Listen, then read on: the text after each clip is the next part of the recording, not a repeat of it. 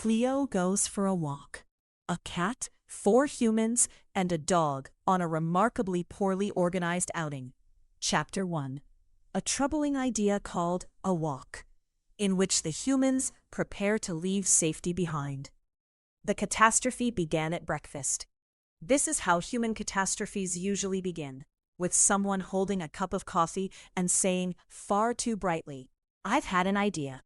Anna stood at the kitchen counter in her dressing gown, smiling as if she had personally invented daylight. Daniel looked up from his tablet. Mia continued staring at her phone.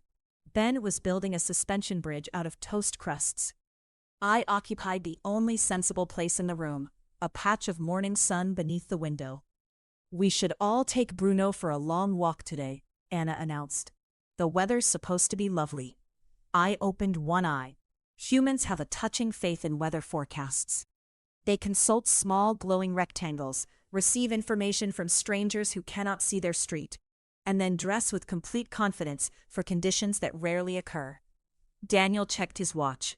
Not the clock on the wall, which had performed reliably for years, but the device on his wrist, which regularly congratulated him for standing up. "Good idea," he said. "We could go through the park, past the lake, and take the woodland path back." "The long route?" Mia asked without looking up. "It's not that long." Daniel uses this phrase for any distance he does not intend to measure honestly. Anna nodded. "We'll take a picnic." That was when I understood the full seriousness of the situation. A walk is already one of humanity's more puzzling inventions. Animals move for clear reasons. We hunt, we escape danger, we inspect territory, we relocate to a cushion with superior afternoon light. Humans, however, leave a warm house, travel without prior purpose, and eventually return to the exact place they started. They then display the distance on their phones as if they have achieved something beyond temporary displacement. Adding a picnic only makes matters worse.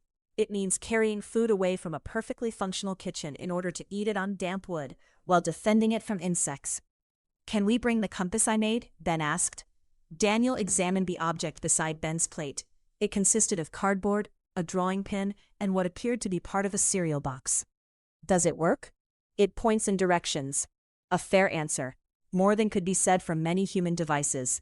For the next hour, the household entered what Anna called getting ready. This expression does not mean preparing efficiently. It means moving through several rooms, asking where things are, placing them in unsuitable locations, and then asking again. Anna packed sandwiches, apples, water bottles, tissues, plasters, wet wipes, sunscreen, a spare jumper for Ben, another spare jumper because Ben might lose the first, and something called an emergency poncho. By the time she finished, the rucksack looked as though it required medical attention. "It's just for all eventualities," she said, attempting to close it with both knees against the fabric. The rucksack disagreed. Daniel downloaded 3 navigation applications. Each showed the same area in slightly different shades of green, which he interpreted as enhanced accuracy. "We won't need a printed map," he said. "I've got everything offline." Anna paused. "Didn't your battery die last time?" "That was a charging issue."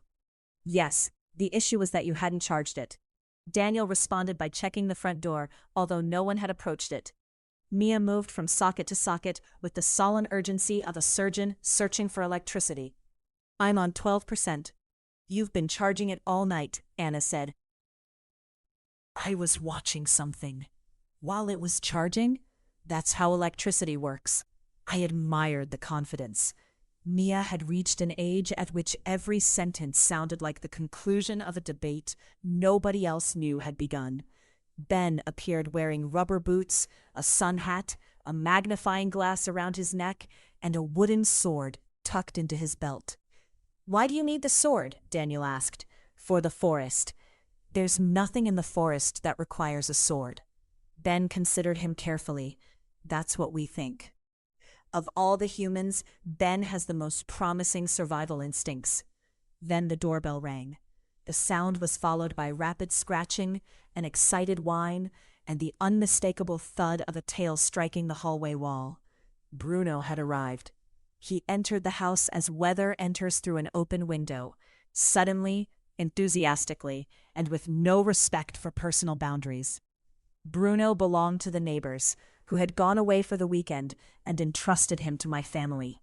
This revealed either great faith in Anna or very limited alternatives. He was large, golden brown, and governed entirely by optimism. His body entered rooms in separate stages, nose first, then shoulders, then the rest of him, while the tail remained independently involved in events behind him. He greeted Anna as if she had returned from a 10-year voyage. He greeted Daniel as if Daniel had saved his life. He greeted Mia, Ben, the coat stand, and one of Anna's shoes with equal emotional intensity. Then he saw me. His mouth fell open. His tongue hung out. His whole rear half began to sway. I remained seated. Dignity is most effective when the other party has none. Cleo, Ben warned softly. There was no need. Bruno bounded toward me, stopped too late, skidded across the floor, and collided with a kitchen chair. The chair moved several inches. Bruno looked delighted by this outcome. I rose with deliberate calm and jumped onto the counter. Be nice, Anna told him in the high voice humans reserve for animals, as though moral understanding depends on pitch. Bruno sat at once. Everyone praised him. I sit many times a day without instruction, applause, or food. This is the central injustice of living with a dog. Good boy, Daniel said. Bruno's tail struck a cupboard. Who's ready for a walk? Anna asked. Bruno answered by spinning in a circle, sneezing, and seizing his lead in his mouth. The family interpreted this as enthusiasm. I interpreted it as evidence of neurological overload. Soon they gathered in the hallway, dressed for several climates. Anna wore the rucksack. Daniel checked his watch and announced that his stress level was low. Mia photographed Bruno before noticing that he had stepped on her shoe. Ben carried 3 sticks, despite not yet having left the house. We need to get going, Anna said. They remained where they were for another 10 minutes. Daniel checked whether the back door was locked. Anna asked if anyone had used the bathroom. Mia searched for the phone she was holding. Ben added a 4th stick to his collection. Finally, everyone moved outside. Anna locked the front door, pulled the handle, unlocked it to check the kitchen window, locked it again, and asked Daniel whether he had seen her lock it. I saw you lock it twice. Good. They set off down the street, Bruno leading with the focused determination of someone who had no idea where he was going. I watched from the front window. The house fell quiet, warm, orderly, exactly as any reasonable creature would prefer it. Outside, Ben's voice drifted back through the hedge. Anna reminded Bruno not to pull. Daniel announced that they were making excellent time, although they had reached only the neighbor's gate. Mia stopped to photograph a flower instead of smelling it. I could have stayed home. I had food, shelter, and several demanding sleeping appointments. Then Bruno wrapped his lead around a lamppost. Daniel turned left while Anna pointed right. Ben's cardboard compass indicated the sky. I sighed. Shortly afterward, I left the house by the cat flap and proceeded down the garden path at an unhurried pace. Naturally, I was not following them. I merely happened to be inspecting the same region at the same time. Someone, after all, had to know the way home. Chapter 2. Expedition through hostile front garden territory, in which I acquire an uninvited assistant. Following humans without being noticed is not difficult. They make noise, travel in groups, and rarely look anywhere that does not contain a screen, a sign, or another human. A cat can move 3 feet beside them in broad daylight and remain invisible, provided she avoids standing directly in front of a camera. I slipped beneath the hedge and emerged 2 gardens ahead. The expedition was making poor progress. Bruno had discovered a lamppost containing, according to his nose, several years of local history. He examined it with the concentration of a scholar studying an ancient manuscript. Anna held the lead with both hands. Come on, Bruno. Bruno sniffed lower. We're walking. He moved 2 inches and began reading the base of the post. Dogs experience the world as an endless newspaper written in urine. Every tree carries a headline. Every gatepost contains local gossip. Bruno considered it his duty to read the entire edition. Daniel stood farther along the pavement, consulting his phone. "The park's that way," Anna said. "I know. Then why are you looking at the map?" "To check." Humans frequently confirm facts they already know, and then become uneasy when a machine agrees with them differently. I crossed a driveway, passed behind a recycling bin, and continued through a narrow strip of lavender. The plants brushed against my sides and left their scent on my coat. I tolerated this. An expedition leader must sometimes accept minor damage to her appearance. Ahead, the family had stopped again. Mia was photographing a front garden. "Look at that flower," she said. Anna leaned closer. "It's beautiful." Neither of them smelled it. This is how humans experience nature. First, they place a device between themselves and the object. Then they preserve an image to examine later, usually while ignoring another object directly in front of them. Ben was the exception. He crouched beside the pavement and poked at a crack with one of his sticks. "There are ants carrying something. Don't touch them," Anna said. "I'm not." "Don't block the path." "I'm not." "Stay where I can see you." Ben looked up. "How can I move and stay where you can see me?" Anna opened her mouth, then closed it again. Ben had exposed a weakness in adult instructions. Many are not designed to survive questions. I moved behind a low wall and continued my surveillance.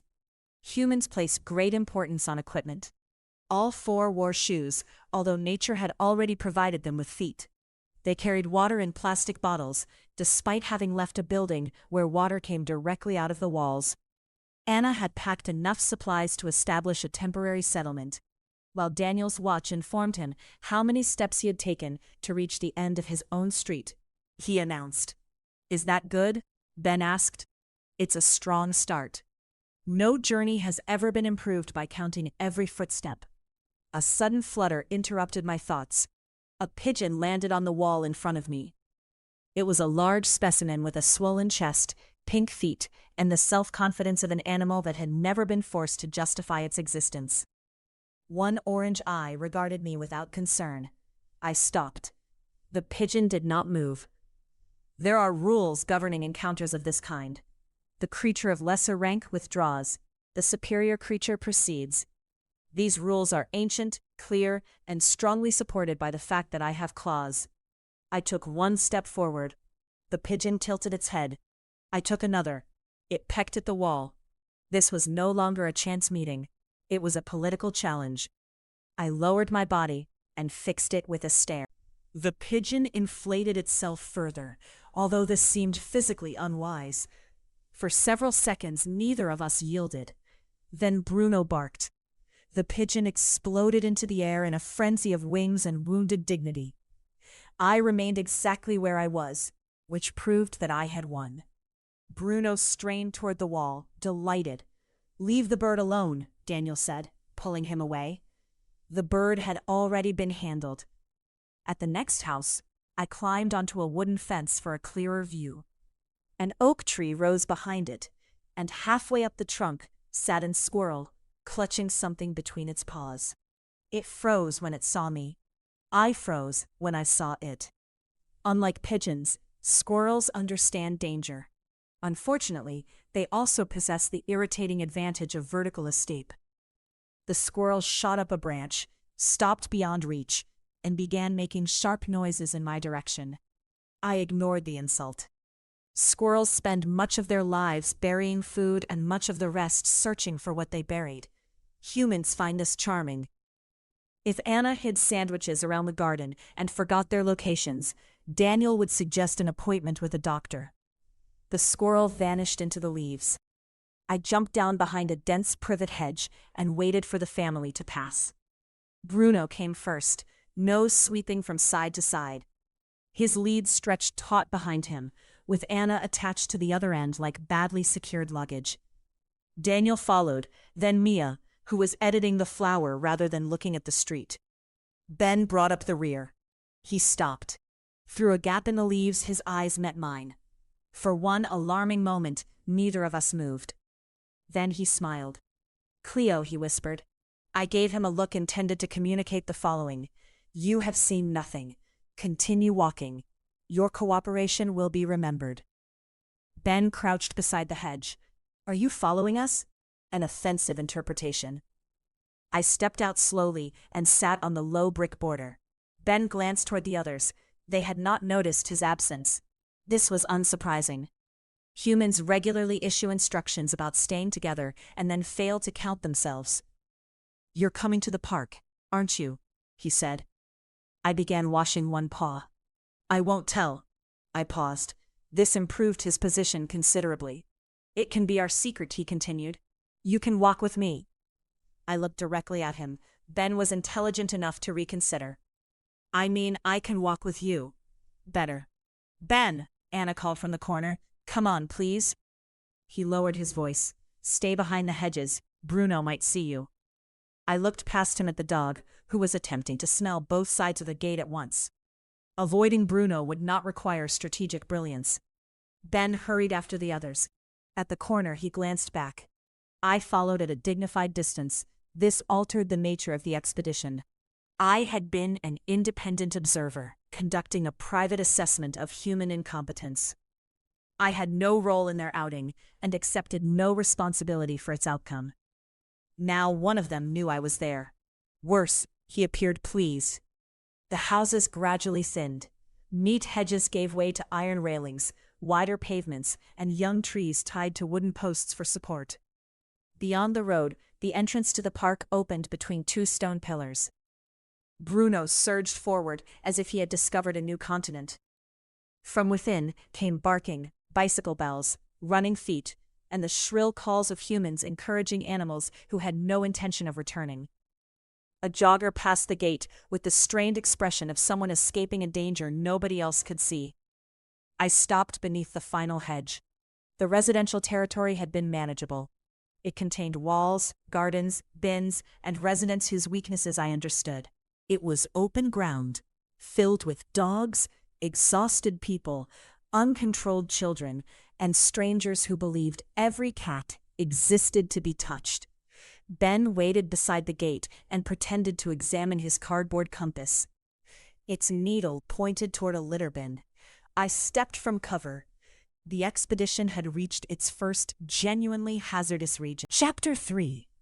The Park of the Willingly Exhausted, in which Bruno corrects a serious error involving a stick.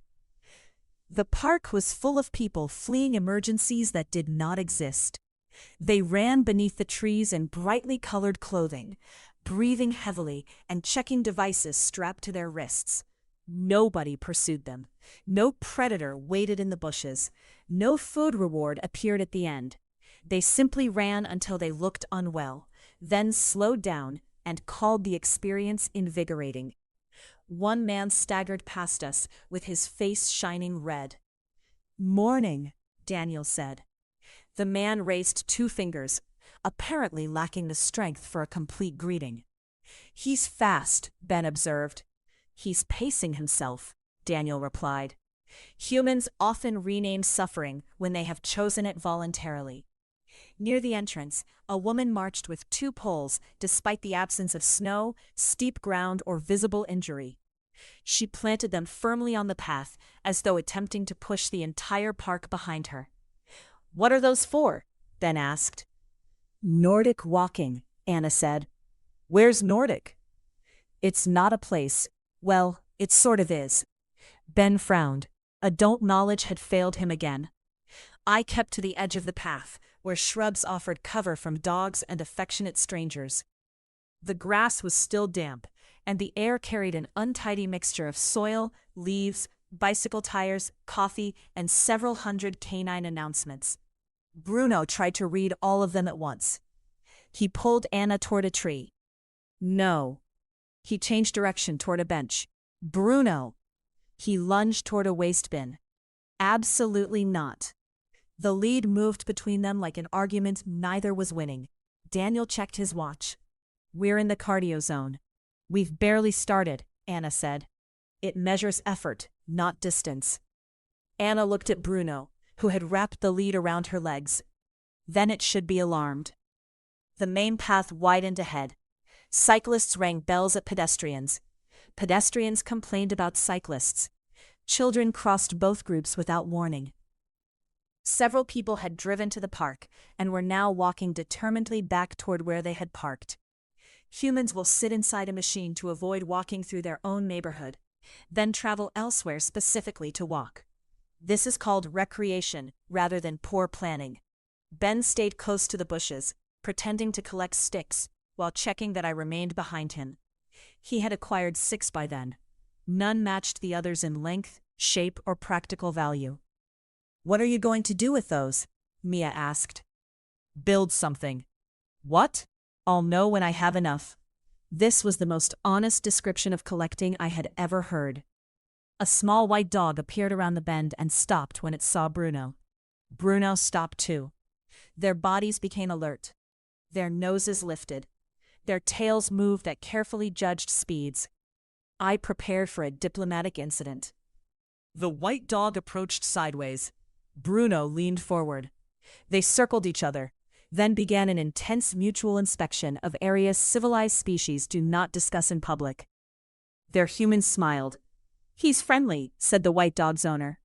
"So is Bruno," Anna replied. This was apparently the entire security procedure. Humans introduced themselves with names, occupations, weather remarks, and questions they rarely care about. Dogs skip these formalities and go directly to confidential records. The inspection ended. Bruno bounced once, the white dog sneezed, and both parties accepted that international relations had been established. Then a red ball rolled across the path. Bruno's head snapped toward it. A black spaniel raced after the ball, but Bruno reached it first. He seized it and stood proudly with one end of his tongue hanging around the side. "Bruno, drop it." Before Bruno could decide whether obedience applied to foreign property, the spaniel took hold of the other side. I expected growling, a struggle, and possibly a formal division of territory. Instead, Bruno released the ball and sprang backward in delight. The spaniel ran away with it. Bruno chased him. The spaniel turned. Bruno chased him in the opposite direction. The supposed theft had become entertainment. Dogs possess a remarkable economic system in which loss increases value, pursuit counts as ownership, and nobody remembers who had the object first. "Bruno," Anna called. He completed another circle before returning. Everyone praised him for eventually doing what had been requested. His standards remained enviably low. I moved behind a bench, occupied by 2 elderly women. They watched the passing runners with the quiet satisfaction of those who had already made better choices. "People pay money to look that tired now," one said. The other opened a paper bag. "Have a biscuit." I briefly considered revealing myself.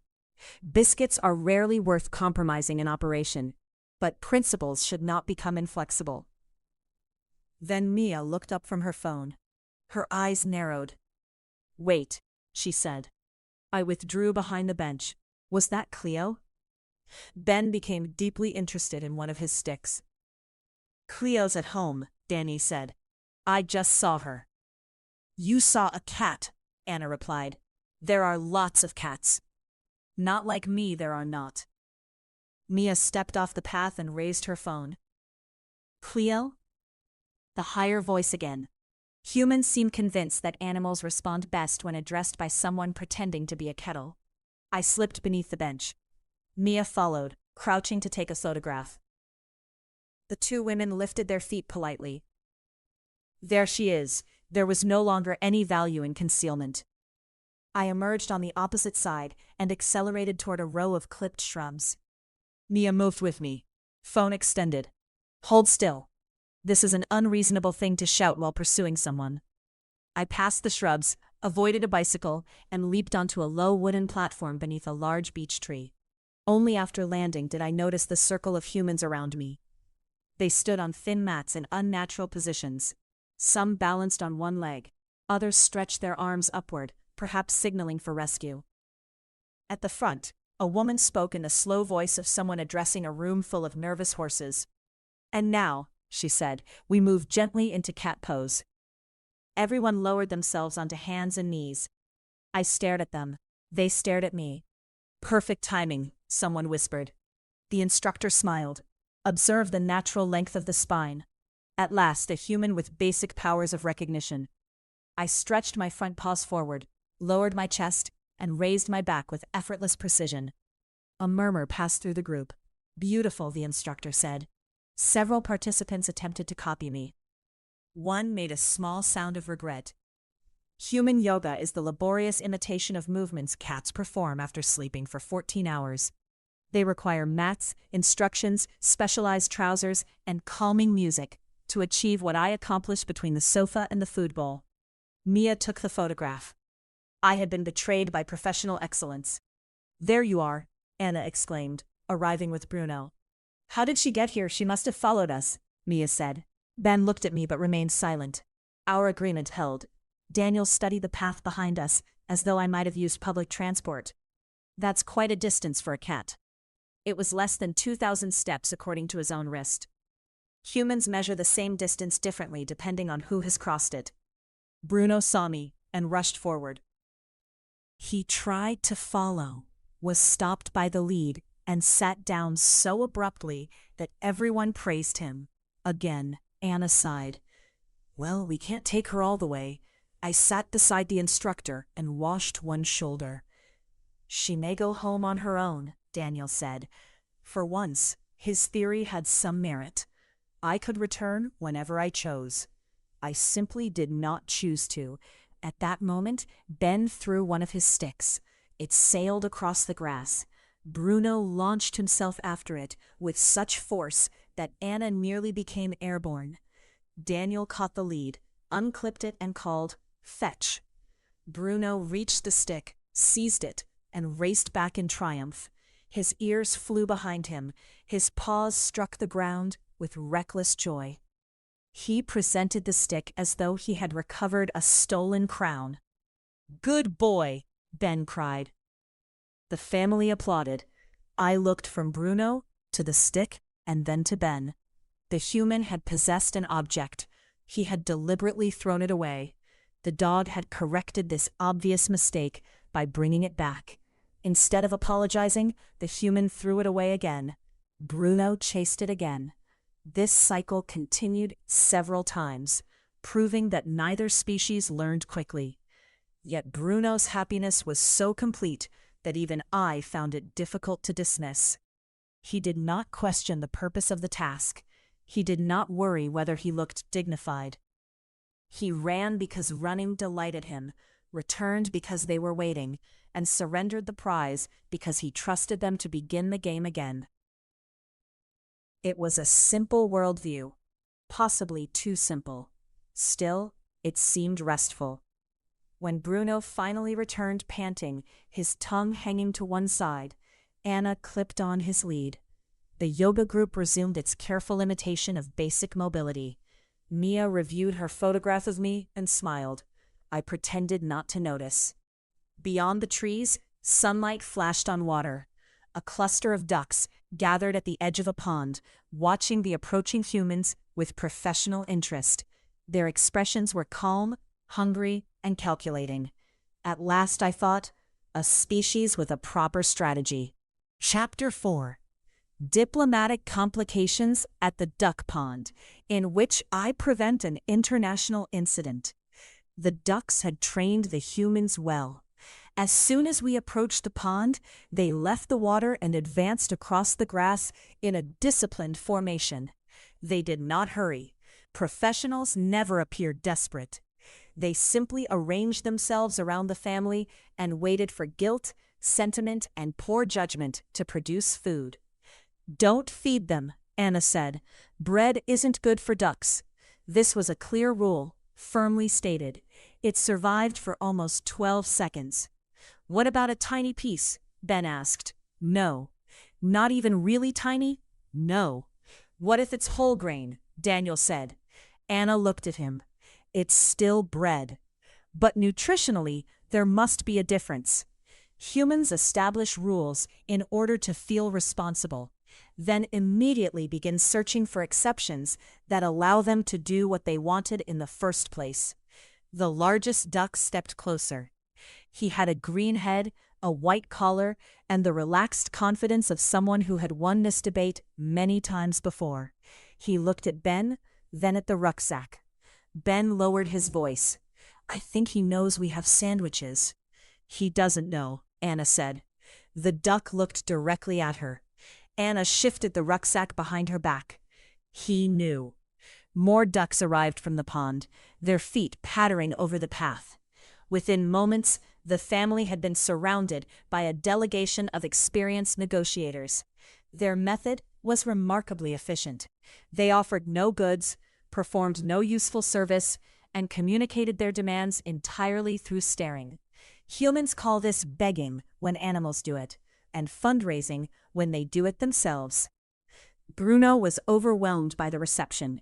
He moved from duck to duck, sniffing with frantic politeness. Each bird stepped just beyond the reach of his nose while maintaining eye contact with Anna's bag. "Gentle," Anna told him. Bruno wagged harder. One duck gave a warning clack. Bruno interpreted this as friendly conversation and sneezed in its direction. The duck retreated with an offended shake of its feathers. Even creatures willing to eat pondweeds have standards. I sat on a dry stone near the water and observed the proceedings. The pond smelled of mud, damp plants, fish, and the private affairs of far too many birds. Sunlight shifted across the surface. Insects hovered above the reeds, trusting their wings more than circumstances justified. Beside my stone, a frog sat motionless at the edge of the water. I studied him. He did nothing. Nobody called him lazy.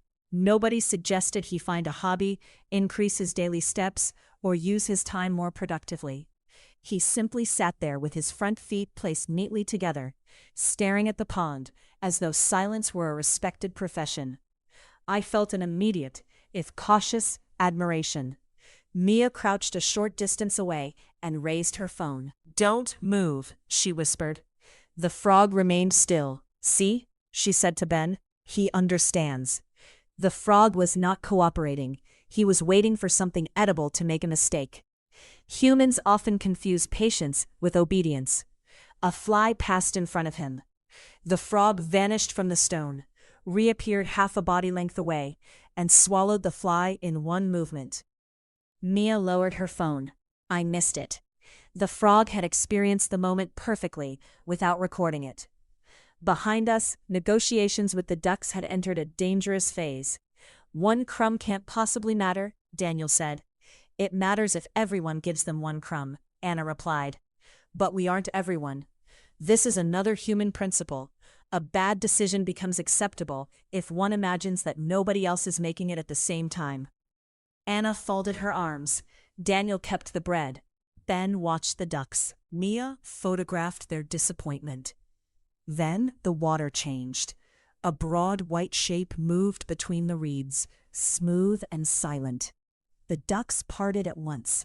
Their confidence did not disappear, but it relocated several feet to the side. The swan glided toward us. He was magnificent, in the way a sharp knife is magnificent. Elegant, polished, and best appreciated from a respectful distance. His neck curved above the water. His black eyes examined the shore with the cold authority of a landowner discovering strangers near a private gate. Bruno noticed him. His ears lifted, his mouth opened. His entire body brightened with the unbearable joy of a creature who believed he had found a very large new friend. "No, Bruno," Anna said. He leaned toward the pond. The swan came closer. "Bruno, leave it." Bruno's front paws reached the muddy edge. His tail moved in broad, hopeful sweeps. He had greeted small dogs, large dogs, bicycles, a waste bin, and one suspiciously shaped tree stump. There was no reason in his mind why this enormous floating bird should refuse him. The swan raised his wings. The effect was immediate. He doubled in size and lost all interest in diplomatic language. His neck lowered. A hiss crossed the water. Bruno wagged faster. Some beings respond to threats by retreating. Bruno regarded them as enthusiasm.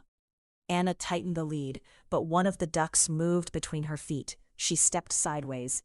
Bruno gained half a pace. I could have watched. It was, after all, not my responsibility if a dog failed to recognize a declaration of war. Natural consequences are among nature's most effective educational tools. Then Bruno's paw slipped at the muddy edge. His body ticked forward. Without pausing to consider why, I sprang from the stone, struck a dry leaf beneath the bench, and sent it skittering across the path. It scraped loudly over the ground. Bruno's head snapped around. I pounced on the leaf, flicked it into the air, and landed beside it. This performance lacked dignity, artistic merit, and any legitimate hunting purpose. It was also extremely effective. Bruno forgot the swan. He bounded toward me with all four paws, dragging Daniel 2 steps after him. I slipped behind the bench before Bruno arrived. He thrust his nose underneath it, breathing with the force of a small storm. The swan lowered his wings and returned to the reeds, satisfied that order had been restored. "Good," Anna said, pulling Bruno back. "That could have ended badly." Daniel looked at the mud on his shoes. I had him. He had not. From the other side of the bench, Ben met my eyes. He had seen everything. "You saved him," he whispered. I began washing my front paw. I had done nothing of the kind. I had protected the pond from disorder, the swan from unnecessary exertion, Anna from falling over, and myself from having to listen to a wet dog shake indoors later. Bruno lowered himself onto the grass, still staring beneath the bench. His tail thumped once. I ignored him. After several minutes, Anna declared that they should continue before the ducks succeeded in obtaining legal ownership of the picnic. The family gathered their belongings. Daniel checked the route on his phone. "There's a path across the meadows," he said. "Just a small detour." Anna hesitated. "How small?" Daniel enlarged the map with 2 fingers. "Small enough." I emerged from behind the bench and looked toward the distant fields. Humans use the phrase small detour for any distance whose true length they have not yet discovered. The ducks watched us leave, disappointed but not discouraged. They knew another family would arrive soon. The swan remained on the water, ruler of everything he could threaten. And Bruno trotted beside me with a leaf in his mouth, apparently convinced we had shared an adventure. Chapter 5: Cows, Sheep, and Other Large Landowners, in which something important is left behind. The meadows belonged to the cows. There were fences, certainly, and signs bearing the name of a farm, but these were human details. The cows stood across the land with the deep composure of creatures who knew that anything within chewing distance was legally theirs. Our path ran between 2 broad pastures. On one side, 6 cows grazed beneath an oak tree. On the other, several more lay in the sun, digesting with such commitment that it appeared to be a full-time occupation. Bruno stopped at the first gate. The nearest cow raised her head. Bruno stared. The cow chewed. Bruno's tail began to move. The cow continued chewing. This was a contest of mental endurance, and Bruno was poorly equipped. "Come on," Anna said, pulling gently at the lead. Bruno leaned forward, fascinated. The cow regarded him with the mild disapproval of someone watching a stranger behave badly in a library. "Why do cows chew all the time?" Ben asked. "They have several stomachs," Daniel replied. "4, Anna said. Daniel nodded. "Exactly, several." "Why do they need 4? "To digest grass."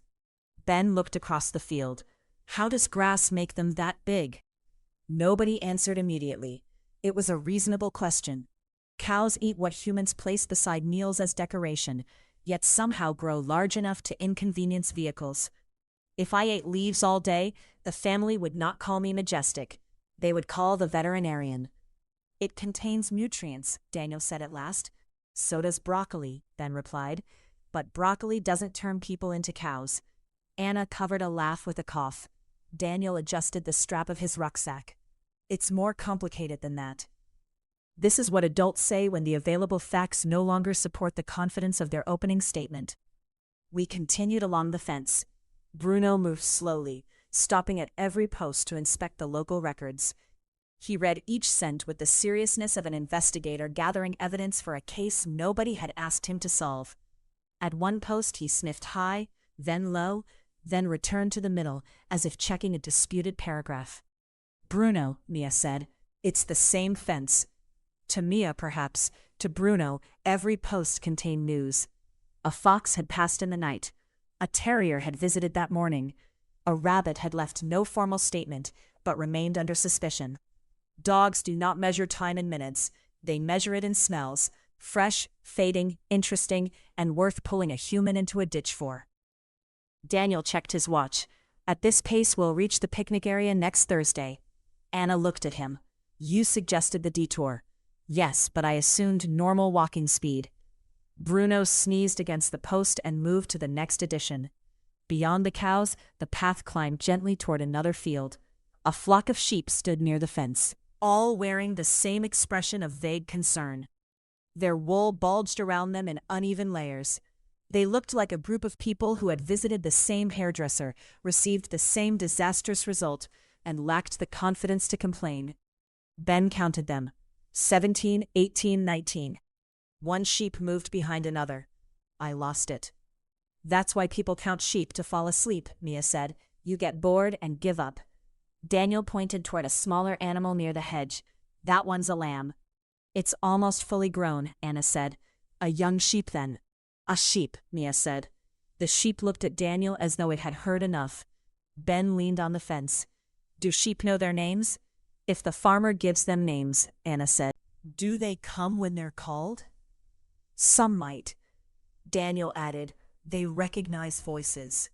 This was probably true, but he delivered it with the authority of a man who had personally conducted interviews. Humans find silence uncomfortable when a child asks a question. They would rather produce an immediate theory than admit that the world contains information they do not currently possess. Cats have no such weakness. When we do not know something, we stare thoughtfully into the distance. This is frequently mistaken for wisdom. A horse appeared at the far end of the next pasture. Even I paused. It was tall, dark brown, and moved with controlled strength. Its coat shone in the sunlight.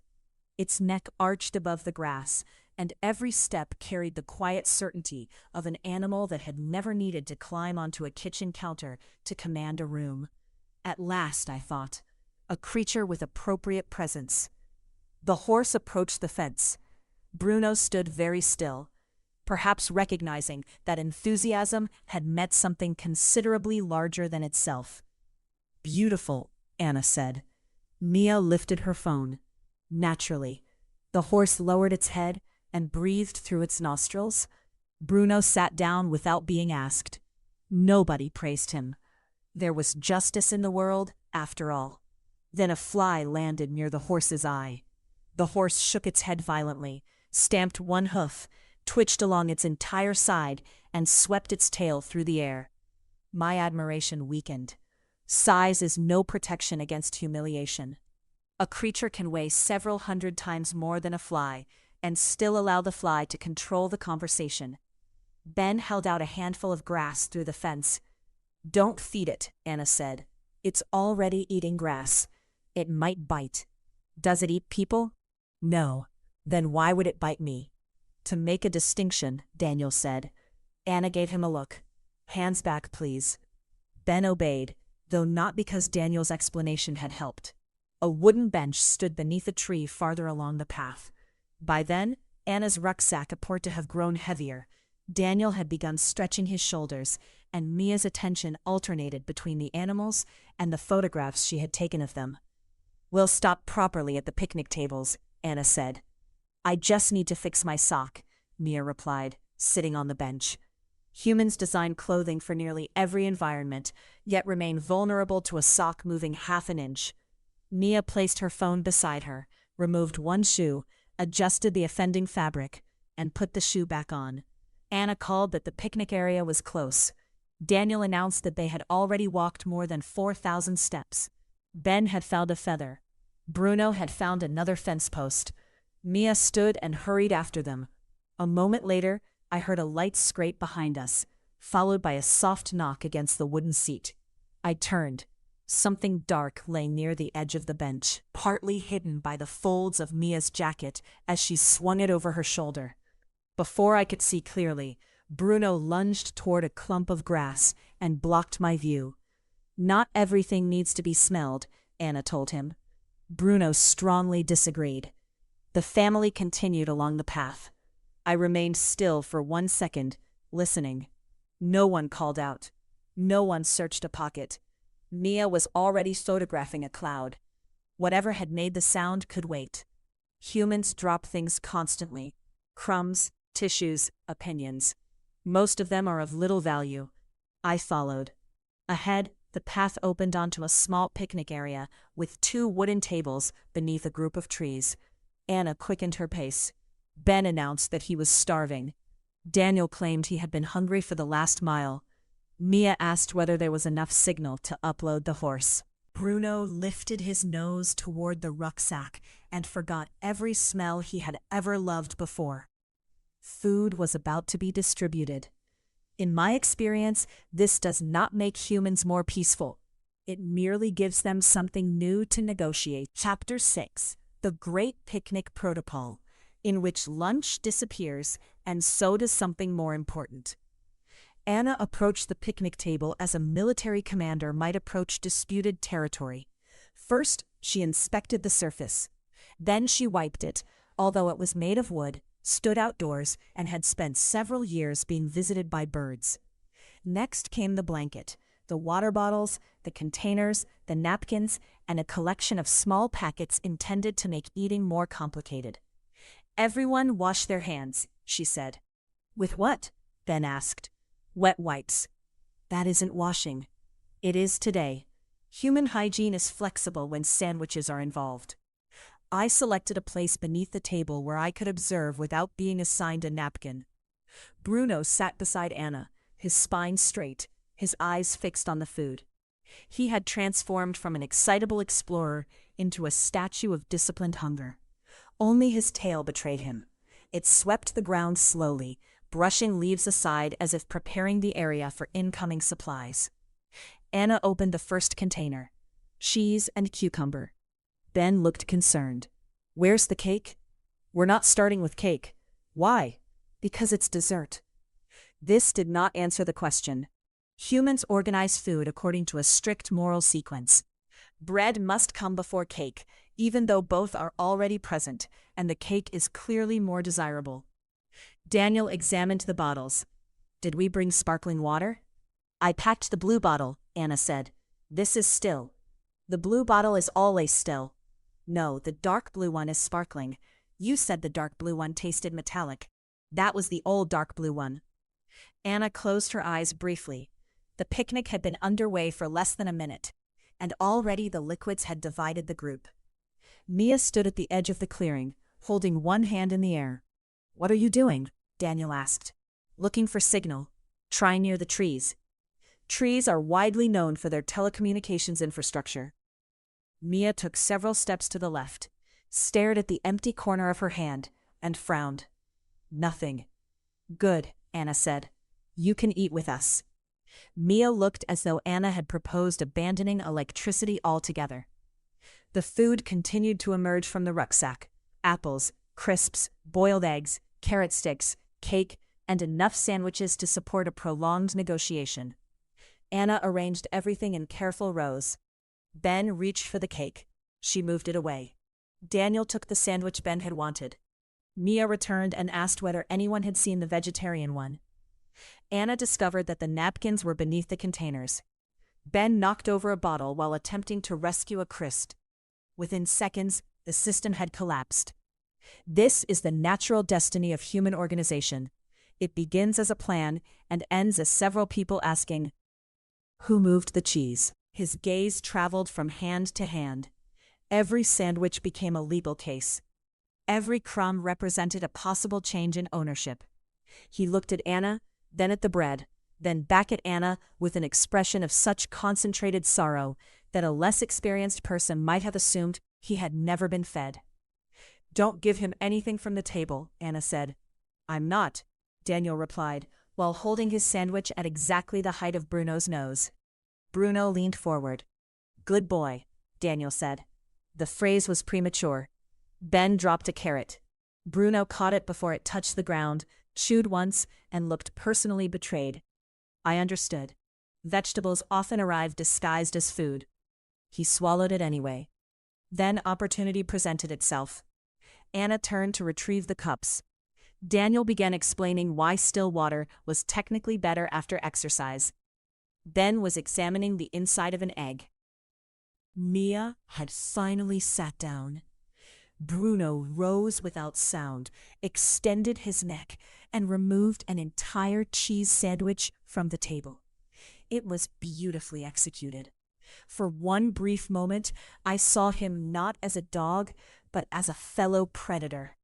Then Anna turned around. "Bruno, drop it." He froze. The sandwich remained between his teeth. His eyes moved toward Anna, his ears lowered. Every part of him argued that possession had already been established. "Drop it." Bruno placed the sandwich on the ground. I stared at him. He had captured food cleanly, faced no physical resistance, and then surrendered it because a human had spoken in a disappointed voice. It was repulsive. It was also, in an incomprehensible way, impressive. I would return prey only if it were defective, dangerous, or insufficiently seasoned. Bruno returned it because Anna asked. Either he lacked all survival instinct, or he possessed a form of loyalty so powerful that it overruled appetite. Anna picked up the sandwich and replaced it with a dog biscuit. Bruno ate the biscuit joyfully, apparently satisfied with this disastrous exchange. "See?" Daniel said. "Well trained." The stolen sandwich was now covered in grass and saliva. No one appeared eager to claim it. I moved closer in case standards declined. Mia reached into her jacket. Then she checked the other pocket. Her expression changed. "Where's my phone?" No one reacted at first. Humans frequently ask where objects are while touching them. "On the table?" Anna suggested. "It isn't." "In your bag?" "I didn't bring a bag." Mia searched her jacket again, more quickly this time. She looked under the bench, lifted the blanket, and pushed aside the food containers. "I had it by the horses." "You were holding it," Ben said. "Yes, I know I was holding it." "Maybe you put it in the rucksack," Daniel said. Anna emptied half the rucksack onto the table. Plasters, tissues, spare clothing, sunscreen, and the emergency poncho appeared. The phone did not. Mia's breathing became shallow. "It has to be here. We'll find it," Anna said. "What if it fell near the field? All my photos are on it, and my messages." Her voice caught slightly on the last word. The others fell quiet. I had never understood the human attachment to phones. They stare at them while eating, walking, and supposedly resting. They use them to remember moments they were too distracted to notice. Yet Mia's face made the object seem less like a machine and more like a small container holding pieces of her life. I remembered the bench beneath the tree, the light scrape, the soft knock against the wood, the dark shape I had not clearly seen. I stepped out from beneath the table. "We'll retrace our route," Anna said at once. "It can't be far." Daniel studied his phone. "There's a woodland path that loops back to the pasture. It should be quicker." "Should be?" Anna asked. "It's marked here. It's a variation." A variation is what Daniel calls a mistake before it has produced consequences. They packed hurriedly. The careful rows vanished into containers. The wrong bottles went into the wrong bags. Ben was permitted to carry cake while walking, proving that crisis can overturn even the oldest laws of civilization. Mia said little. Anna kept one arm around her shoulders. Bruno watched them both, his gaze still for once. I looked back toward the meadow. I knew where the bench was. More importantly, I knew what humans looked like when something mattered to them. This was deeply inconvenient. Daniel led us toward a narrow path between the trees. "We'll save at least 15 minutes, he announced. I examined the darkening woods, the branching trail, and the confidence with which he stepped onto it. Some decisions are merely wrong. Others achieve historical importance, the moment they are made. Chapter 7. Orientation is a matter of assertion, in which we arrive at the same place twice. The forest accepted us without enthusiasm. Within a few steps, the meadow disappeared behind a wall of trunks and undergrowth. The path narrowed, the light dimmed, and the cheerful sounds of the picnic area gave way to dripping leaves, snapping twigs, and Bruno's breathing. Daniel walked in front with his phone held out like a ceremonial object. "This should bring us around to the pasture," he said. The map on his screen showed a pale square surrounded by gray. Anna leaned over his shoulder. "Is it loading?" "It has loaded." "Then why is there nothing on it?" "That's the base map." A base map is apparently a map before it contains any useful information. Daniel tapped the screen several times. The phone responded by displaying a rotating circle. Humans become deeply offended when machines need time to think, despite requiring several minutes themselves to choose a sandwich. "No signal," Mia said. She checked her empty hand, remembered why it was empty, and pushed it into her pocket. The gesture was small. So was the look on her face. "We'll find it," Anna said again. Mia nodded without answering. I knew the phone was probably still near the bench. I also knew that the bench lay behind us, beyond the meadow, along a route I could have followed without assistance. Trees do not all look alike. Paths carry scents. Broken branches, damp earth, fox trails, crushed grass, and human shoe marks all form a perfectly readable record. Unfortunately, humans navigate mainly by staring at symbols drawn by people who are not present. We reached a fork in the path. The left trail curved downhill beneath dense hazel bushes. The right climbed toward a stand of beech trees. A wooden post stood between them, marked with a faded yellow stripe. Daniel stopped. Anna pointed left. "We came from that direction before, didn't we?" "We've never been here before." "I mean on the route out, near the old oak." Daniel looked around. "Every tree here is old." This was unfair. One beech was clearly young and lacked the emotional exhaustion of the others. Ben crouched beside the path. "There are footprints." "Yes," Daniel said. "It's a public trail." "These are ours." Daniel inspected them. They could belong to anyone. Ben placed his boot beside one of the marks. The tread matched exactly. "They belong to me." Daniel straightened. "That just means someone else has similar boots." Adults demand evidence from children only when the evidence is inconvenient. Anna looked at the yellow marker. "Which way does that sign mean?" "It isn't a sign," Daniel said. "It's a route marker." "What route?" He examined it more closely. "Possibly the circular trail." "Are we supposed to be on the circular trail?" "Part of it." This was not the reassuring answer he intended. His nose skimmed the ground, his ears forward, his entire body suddenly purposeful. "There," Daniel said. "He knows." Bruno knew that a squirrel had crossed the path recently.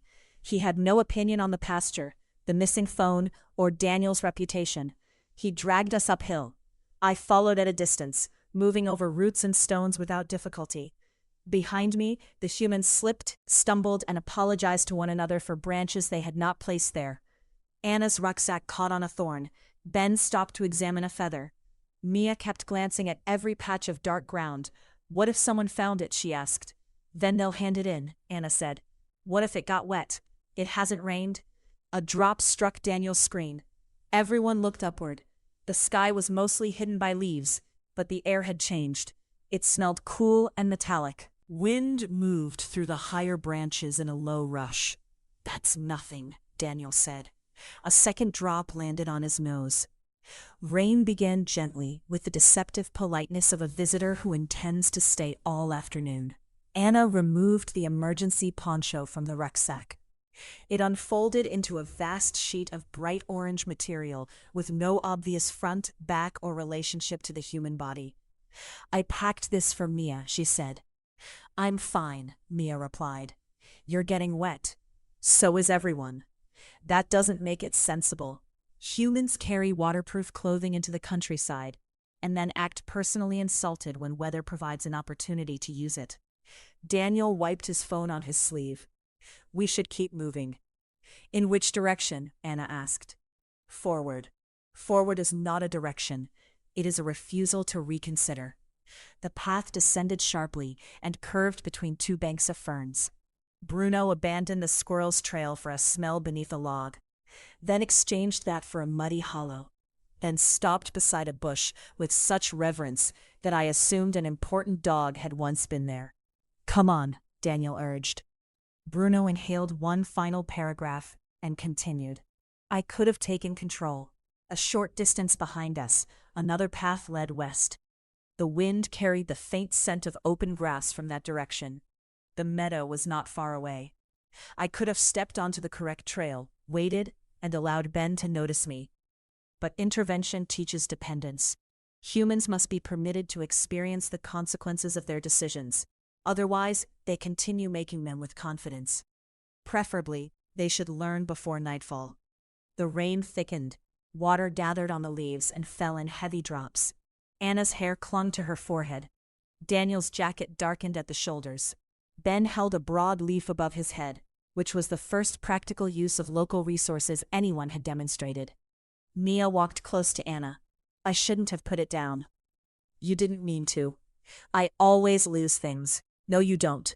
I lost my earphones last month. They were in your bed. For 3 days. Anna squeezed her shoulder. We'll keep looking. There was no lecture in her voice, no complaint about cost, no reminder to be more careful. She was wet, tired, and almost certainly aware that Daniel was leading them through increasingly familiar scenery. Yet her attention remained with Mia. Humans are often least efficient when they are caring for one another. It may also be when they are most useful. We crossed a shallow ditch and climbed around an enormous fallen tree. Its roots rose from the earth in a dark wall, tangled with stones and pale threads of fungus. Ben placed one of his collected sticks upright against the trunk. So we know we've been here, he said. Daniel smiled. Good thinking. But we're nearly through. Through what? Mia asked. The woodland section continued in every visible direction. 10 minutes later, we crossed another ditch. Then we approached an enormous fallen tree. Ben's stick stood against it. Everyone stopped. Rain tapped against the leaves. Bruno wagged at the stick, delighted to encounter an old acquaintance. We've been here already, Ben said. Daniel studied the tree as if it had moved deliberately to embarrass him. We may have taken a small loop. Anna stared at him. A loop? A minor spatial deviation. We walked in a circle, not a perfect circle. Accuracy had survived, even if orientation had not. Mia covered her face with both hands. We're never going to find it. The sentence came out muffled and far younger than she usually sounded. Something tightened beneath my ribs. I dislike this sensation. It often precedes helpful behavior. I climbed onto the fallen trunk and tested the air. Rain weakened the older scents, but it had not erased them. I could still detect damp meadow grass, sandwich wrappers, Anna's hand cream, Daniel's shoes, and the sharp artificial trace Mia carried from her phone case. The trail existed. The problem was distance. On wet ground across several crossing paths, even my nose would have to work carefully. Below me, Bruno sniffed Ben's stick, then followed the boy's scent along the tree. His broad nose moved with absurd confidence. For all his faults, and they were extensive, he possessed an extraordinary instrument and used it constantly. I had judgment. Bruno had range. This realization was professionally unpleasant. Working with a dog would require patience, clear signals, and the temporary suspension of standards. Worse, Bruno might interpret cooperation as friendship. Still, the light was fading. Mia was close to tears. Anna looked tired. Daniel had begun turning his phone in different directions, as if signal might be hiding behind it. Ben watched me from beneath his leaf. I jumped down from the trunk. Bruno noticed me immediately. His mouth opened. His tail began to beat against the wet ferns. I walked directly toward him and sat beyond the reach of his first enthusiastic step. He sat too. Naturally, no one praised me. I held his gaze. Behind the excitement, hunger, mud, and complete absence of dignity, there was attention. Simple attention, certainly, but steady. Bruno tilted his head. I glanced toward Mia, lowered my nose to the ground, and then looked back at him. His tail stopped. For the first time that day, the dog appeared to understand that this was not a game. I took one deliberate step toward the path we had missed. Then I looked over my Chapter 8. An Alliance with Reservations, in which a dog becomes useful and receives far too much credit. Bruno rose at once. Then he sat down again. Then he stood, turned in a circle, sneezed, and struck a fern with his tail. International cooperation had encountered its first obstacle. I walked toward the mist path, stopped, and looked back. Bruno bounded after me. When I did not continue, he sat again, apparently convinced that sitting was the answer to every complex situation. "Good boy," Daniel said. Bruno glanced at him proudly. This was not helping. I returned to Mia and brushed against her wet trouser leg. She looked down in surprise. "Cleo?" Bruno watched me. I lowered my nose near Mia's shoe, moved toward the path, and sniffed the ground with deliberate exaggeration. No self-respecting cat performs for a dog. I prefer to describe what followed as an emergency demonstration. Bruno's expression changed. He approached Mia, inhaled around her jacket and hands, then lowered his nose to the earth. His tail became still. The excitement remained, but it narrowed into concentration. At last, he began to move. "Bruno's found something," Ben said. "He's probably following another squirrel," Daniel replied. Bruno pulled harder. Anna tightened her grip on the lead. "Should we let him?" Daniel looked at the paths surrounding us. For the first time, none of them appeared to support his theories. "We haven't got a better option," he admitted. This was not a complete admission of error, but it was close enough to be entered into the historical record. The right carried a faint trace of Mia's shoes, Anna's hand cream, and the cheese sandwich Bruno had surrendered with such tragic obedience. I sat on the right-hand path. Bruno looked at me, lowered his nose, and chose the same direction. "There," Ben said. "Cleo thinks we should go right." Daniel wiped rain from his face. "Cleo doesn't know where we're going." Bruno pulled right. "But Bruno might," Daniel added. I continued before I was forced to hear more. The trees thinned. Gray daylight opened between the trunks, and the smell of grass strengthened. A few moments later, we emerged at the edge of the pasture. Mia gasped. The bench! It stood beneath the oak tree exactly where we had left it, darkened by rain and surrounded by fallen leaves. Mia ran toward it. She searched the seat, the ground, and the space beside the tree. Daniel checked beneath the bench from one side, while Ben inspected the other. "It's not here," Mia said. Her voice began to break again. I remembered the scrape against the wood. While the humans searched where an object ought to be, I examined where it had actually gone. A cluster of leaves had gathered beneath the rear support. Under them, almost hidden in shadow, lay the phone. I slipped below the bench and touched it with one paw. The surface was cold and damp at the edges, but the leaves had protected most of it from the rain. I hooked my claws around the case and pushed. The phone moved an inch. I pushed again. It slid into view. Bruno saw it and barked. Everyone turned. "There!" Ben shouted. Mia dropped to her knees and seized the phone. She pressed the button. For one terrible second, nothing happened. Then the screen lit up. Oh, thank goodness. Anna wrapped both arms around her. Mia laughed into her shoulder, though there were tears on her face that had nothing to do with rain. "It still works," she said. 3%, but it works. Daniel bent down beside Bruno. "Good boy. You found it." He had not. Bruno received praise from Anna, Mia, Daniel, and Ben. Mia put both arms around his neck. Bruno leaned into her with such enthusiasm that they nearly fell over together. I sat beneath the bench and watched. This was the difficulty with heroic action. One performs the essential work, and a dog happens to bark at the correct moment. Ben crouched and looked under the seat. "I saw you," he whispered. I turned my head away. Recognition from one small human was sufficient. Excessive admiration damages discipline. Bruno lowered his face toward me. His tail moved once against the wet grass.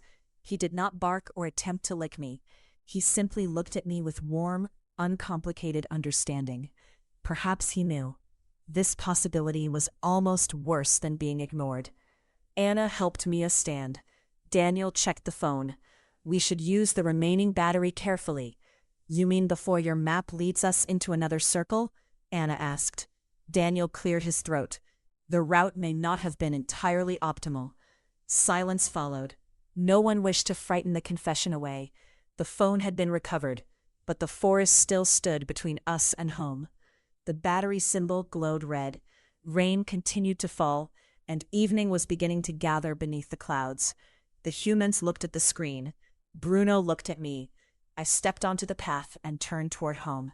They did not know it yet, but the rest of the journey would depend on following the one member of the expedition who had never been lost. Chapter 9. The Return of the Unwilling Heroes, in which everyone follows me without realizing it. Leading humans is easiest when they believe the decision was theirs. I set off along the edge of the pasture at a pace slow enough for the family to follow, but fast enough to suggest confidence. Behind me, wet shoes pressed into the grass. Bruno's lead jingled. Daniel was still attempting to persuade Mia's phone to reveal a map before its remaining 3% expired from exhaustion. The road should be east, he said. Anna looked around. Which way is east? Daniel consulted his watch. The screen displayed a warning about moisture. Approximately that way. He pointed toward a hedge. I continued in the opposite direction. Ben noticed. I think we should follow Cleo, he said. Daniel lowered his arm. Cleo isn't navigating. She's going home. Ben considered this. Home is where we're going. There are moments when a child makes adulthood look unnecessarily complicated. Anna adjusted the rucksack. He has a point. I reached the first junction and sat on the correct path. The left trail led back toward the pond. The right passed between the pasture and a row of allotment gardens before joining the park. Rain had weakened the scents, but not erased them. I could smell damp soil, crushed nettles, distant chimney smoke, and the faint familiar trace of our outward journey. Daniel examined both directions. I was going to suggest right, he said. Of course he was. Ben nodded solemnly. Me too. Our alliance had evolved. He no longer revealed that I was guiding them. Instead, he translated my superior judgment into ideas the adults could accept without becoming defensive. We turned right. Bruno followed beside me with surprising concentration. He did not investigate the fence posts. He did not attempt to enter the allotments. When a rabbit moved beneath a hedge, his ears lifted, but he remained on the path. This was either loyalty or fatigue. With dogs, the two often look similar. At the next fork, I waited again. Bruno stopped behind me. His nose touched my shoulder for half a second before he sat down. I looked at him. He looked back, mouth open, rain dripping from one ear. There was no confusion in his expression. He understood that I knew the route, and for once he had no desire to improve it with an unnecessary chase. He treated me neither as commander nor subordinate, but as something far more dangerous, a friend. I rejected this classification immediately. Then I moved close enough that our shoulders nearly touched before setting off again. The path rose gently. Ahead the trees thinned and the rain softened to a fine mist. Anna walked beside Mia, who was holding her recovered phone but no longer looking at it. You could switch it off to save the battery, Daniel suggested. Mia pressed the button until the screen went dark. Instead of putting it back into the loose pocket that had already betrayed her, she zipped it securely inside her jacket. She looked across the wet pasture. I didn't notice that tree before, she said. It stood alone near the fence, bent by years of wind, its branches spread wide against the gray sky. You probably photographed it, Ben said. Maybe. Mia smiled, but I didn't see it. Humans often require the loss of something before they notice what remains. We passed the allotments, where rainwater shone on rows of cabbages and bean poles. A blackbird searched the soft earth with brisk competence. It glanced at Bruno, glanced at me, and flew onto a shed roof. Bruno watched it go, but did not pull. He was learning restraint. I was learning that he could learn. Both discoveries were unsettling. The first familiar park bench appeared beyond the gate.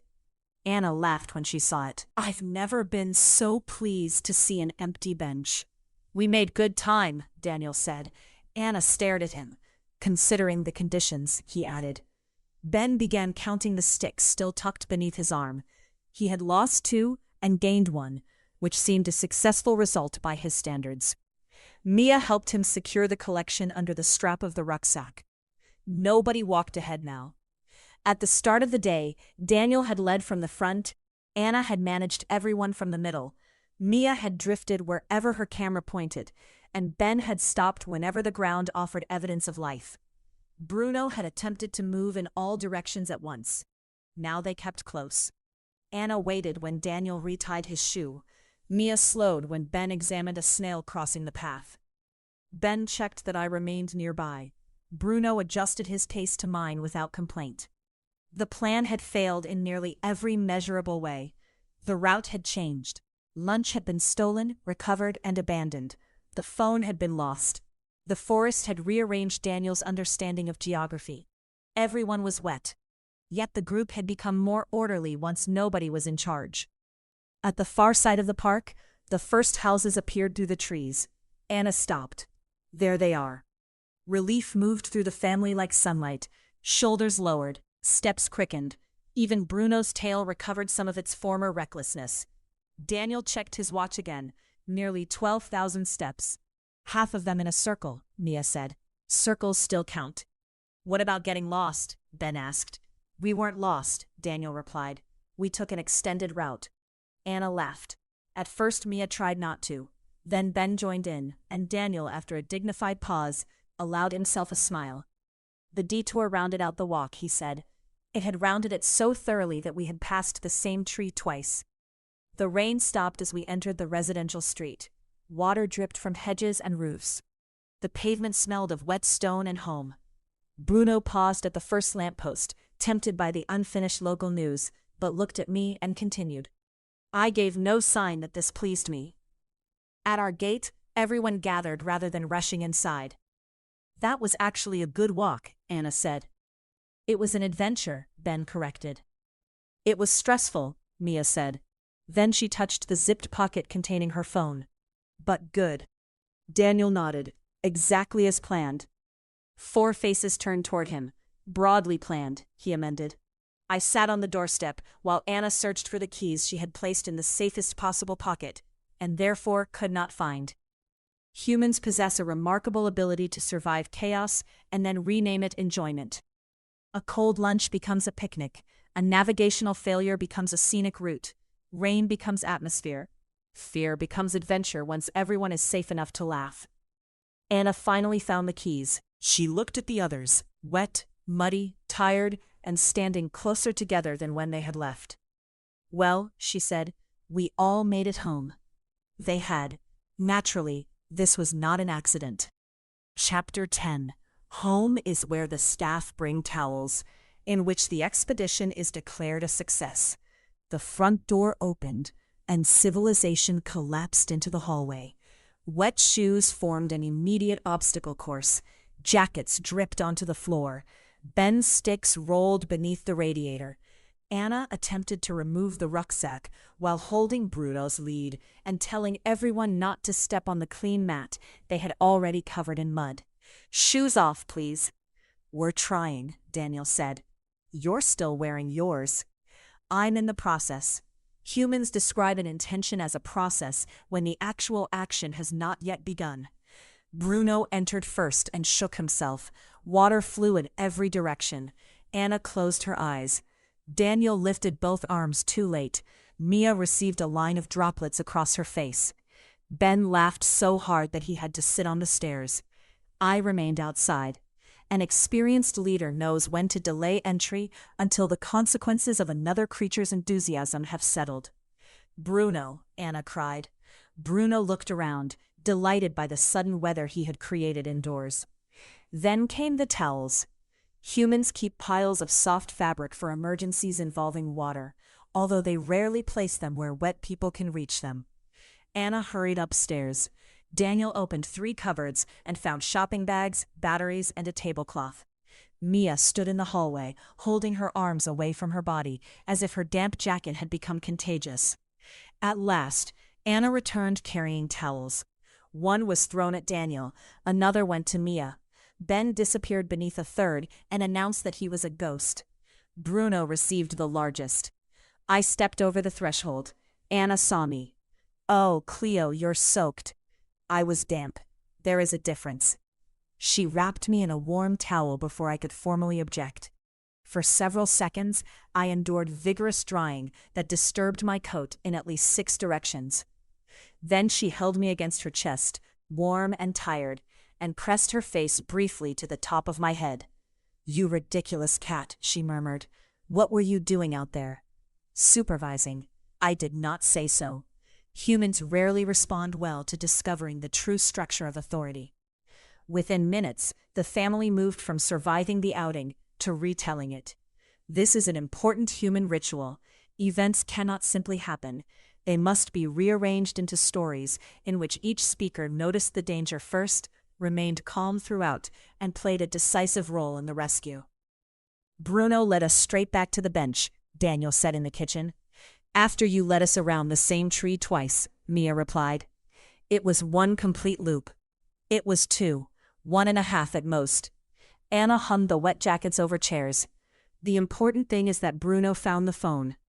Bruno lay on the floor while Daniel rubbed him behind the ears. "You're a hero, aren't you?" Bruno's tail thumped. He accepted the title without concern for accuracy. I sat near my food bowl and examined its emptiness. Room is useful only when it can be eaten. Ben crouched beside me while the others continued discussing Bruno's extraordinary instincts.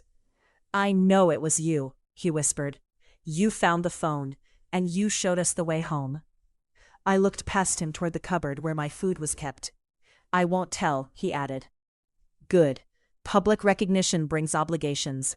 Soon they would expect me to locate keys, jewelry, missing socks, and Daniel's sense of direction." Anna opened the cupboard. I straightened. "You must be starving," she said. At last, the expedition received an appropriate official response. She filled my bowl more generously than usual. I began eating without appearing overly grateful. Gratitude encourages humans to believe they have done something exceptional when they have merely met basic standards. Bruno received dinner too. He swallowed it with the speed of an animal afraid the bowl might reconsider. Then he checked mine. I placed one paw beside it. He stepped back. Our alliance had established borders. Later, the house entered the peaceful stage that follows disorder. Wet clothes hung from doors. Shoes stood in the hallway, each filled with newspaper. The rucksack remained open on the kitchen floor, its emergency supplies scattered around it like evidence from an unsuccessful investigation. Anna's weekend list lay on the table. Several tasks remained unchecked. Normally, she would have picked it up, frowned, and attempted to rescue the evening through efficiency.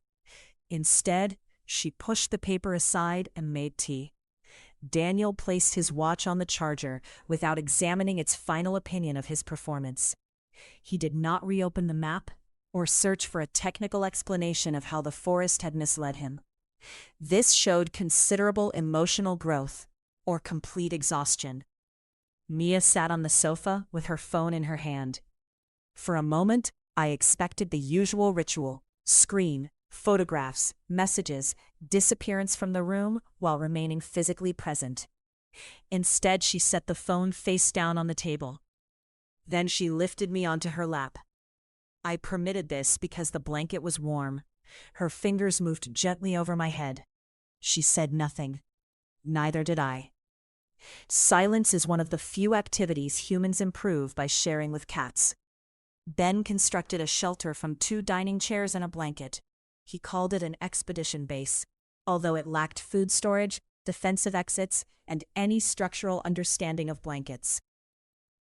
"Cleo can be commander," he said. Daniel looked over. "What does that make Bruno?" "The rescue dog." Bruno raised his head at the sound of his name, decided no food was involved, and lowered it again. I inspected the shelter. One corner sagged, the entrance was too wide, and a chair leg stood at an angle that suggested future collapse. Nevertheless, Ben had placed a cushion inside. I entered and sat down. Approved, he said. A sensible interpretation. By evening, everyone had gathered in the living room. Anna left the list in the kitchen. Daniel stopped checking the weather that had already happened. Mia leaned against the sofa, watching Bruno dream. His paws twitched. A faint woof escaped him. Perhaps because he was chasing the same stick humans had repeatedly thrown away. Then his eyes opened. He saw me beneath the blanket fort. His tail tapped the carpet once. I blinked slowly. This was not friendship. It was diplomatic acknowledgement between two highly different professionals, one of whom had considerably better judgment. Bruno fell asleep again in the middle of the room, blocking the path to the door. Nobody moved him. Ben lay beside him. Mia rested her feet beneath the table. Anna leaned against Daniel, and Daniel wisely offered no theory about where they should have turned in the forest. I watched them from my shelter. They had lost their way, lost a phone, lost patience, and nearly lost a sandwich to a dog. They had argued about water, directions, weather, socks, and the nutritional status of bread. But they had also shared their food. They had searched together. They had waited for the slowest member and helped one another over the mud. No one had been left behind. Not Mia, not Ben, not Bruno. Not even me. Humans considered individually appear poorly designed for survival. They cannot see in the dark, dislike getting wet, and require machines to tell them where they are and how tired they feel. In groups, however, they become unexpectedly resilient. They carry one another's things, they turn fear into stories and failure into laughter. Naturally, their chances improve considerably when a cat assumes strategic command. I curled into the cushion and closed my eyes. The outing had been wet, inefficient, and almost entirely unnecessary. It had also brought everyone home together. For humans, that seemed to be what counted.